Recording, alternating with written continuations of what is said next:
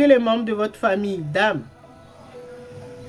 qui ont réussi à se mettre sur la même fréquence vibratoire que vous, à qui vous pouvez faire confiance. Mais tout en activant votre sonde.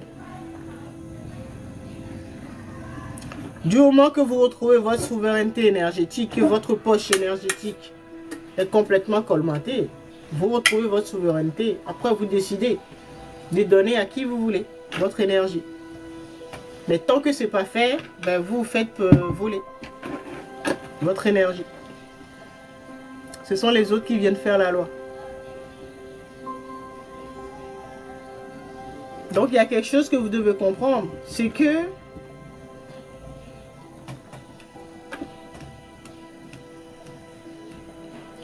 quelqu'un, un vampire ou un terroriste, c'est, on avait vu ça la semaine dernière, c'est quelqu'un de profondément jaloux, envieux, aigri. Quelqu'un qui vous déteste en secret. Et si vous remarquez bien, ça va être quelqu'un qui va essayer tout le temps de vous rabaisser. D'accord? Bon. On en a parlé la semaine dernière, donc je ne vais pas revenir dessus. Pour ceux qui n'ont pas suivi, vous avez les récaps. Vous devez comprendre que quelqu'un qui ne vous connaît pas ne peut pas vous jalouser ou se comparer à vous.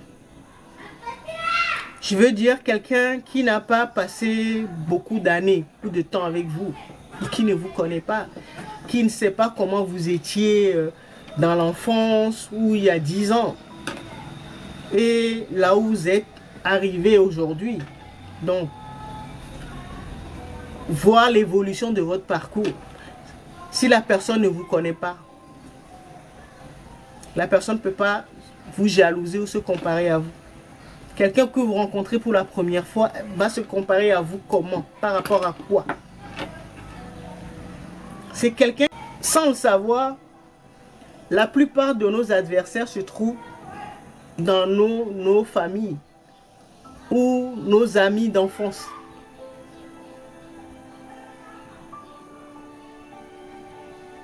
Quelqu'un qui te connaît depuis très longtemps. Et donc a vu ton évolution, a vu ton parcours. Donc a fini par identifier la qualité de ton énergie vitale, donc de ta chance ou de ton étoile.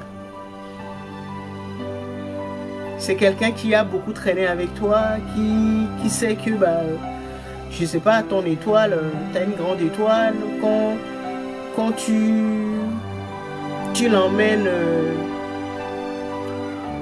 quelque part, ben, les portes s'ouvrent.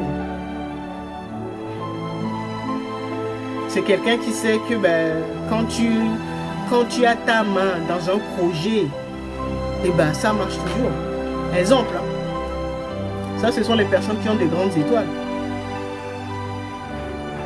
Et donc c'est quelqu'un qui a toujours su que bah, quand tu es avec elle, et ben, les choses bougent favorablement. Tu arrives toujours à débloquer les situations même les plus complexes, sans même te prendre la tête. Pourquoi? Ben parce que ben, c'est ton aura est comme ça. Ça veut dire que tu as une grande étoile. D'accord? Donc pour que la personne puisse savoir ça de toi là, c'est que la personne te connaît depuis très longtemps. C'est pour ça que nos proches, surtout les membres de nos familles là, ce sont nos premiers adversaires. Ou même certains ennemis. C'est ça qui ramène la jalousie, c'est ça qui ramène la sorcellerie. Un sorcier te jalouse. Pourquoi? Ben parce qu'il sait que tu as une grande étoile. En tout cas, plus grande qu'elle.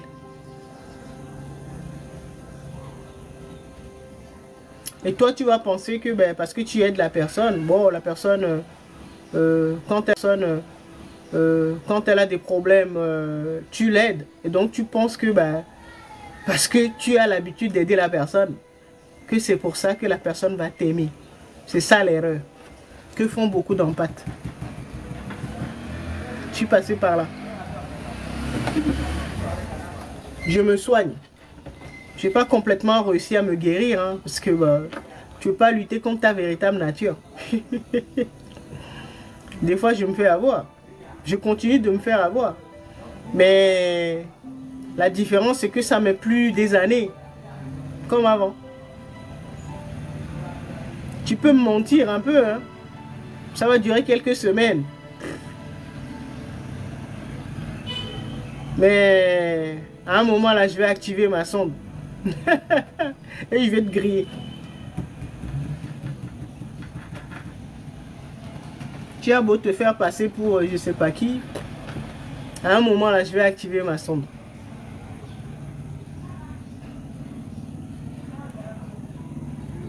Et c'est ça qu'on a du mal à faire.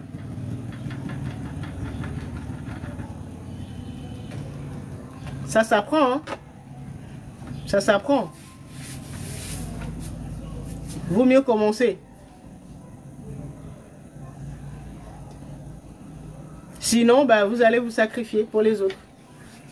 Alors que les autres ne le feront jamais pour vous.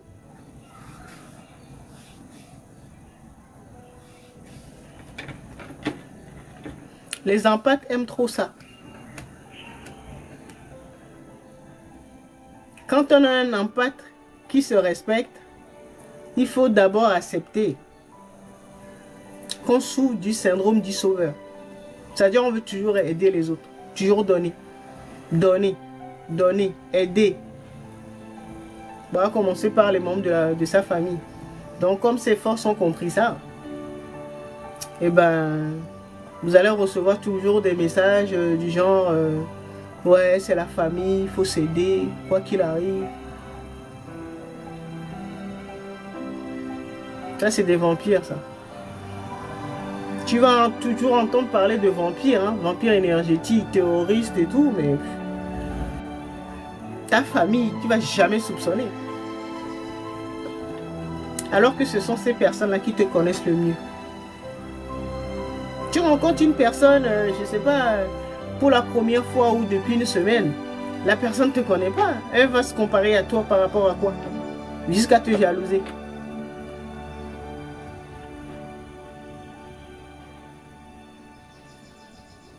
C'est comme ça qu'on s'est fait avoir. Le syndrome du sauveur, c'est un mal qui ronge beaucoup d'empathes, beaucoup de leaders spirituels, donc beaucoup d'élus. La première chose à guérir, c'est ça, le syndrome du sauveur. À commencer par les membres de sa famille. Souvent, c'est difficile. Je suis passé par là, je suis en accompagnement, je vois que c'est toujours difficile. C'est sur ces genres de choses qu'on travaille le plus en accompagnement. Les gens ne comprennent pas au début. Parce que tu ne peux jamais soupçonner que ça va être quelqu'un de ta famille. Que tes adversaires là, que les terroristes ou les vampires, c'est dans ta famille. En tout cas, des gens qui te connaissent depuis très longtemps, donc depuis l'enfance. Qui t'ont vu naître, grandir et tout ça. Donc, connaissent la qualité de ton étoile.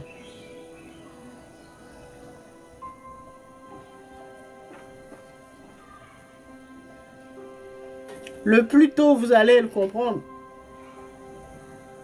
c'est bien de comprendre. Comprendre, c'est la première étape. Quand vous l'aurez compris, après il faut l'accepter. Le plus tôt vous l'aurez compris et vous l'aurez accepté, le plus tôt vous allez guérir. Et le plus tôt vous allez retrouver votre souveraineté.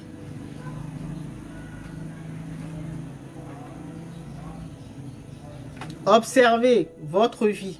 Observez la vie de vos proches. Encore mieux, observez la vie de nos États. Prenez les pays